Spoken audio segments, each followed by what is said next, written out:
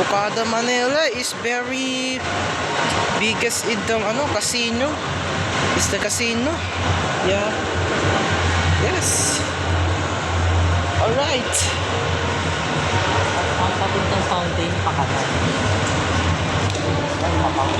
Okay mga guys, so where this happened that you need to take the fountain entrance. Yes, the fountain entrance is just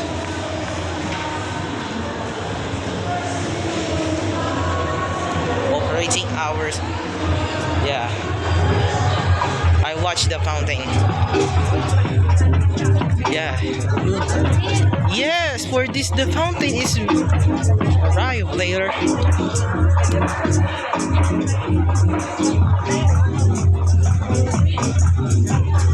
Parang ito yung dating Puno yung mga tao dati dito.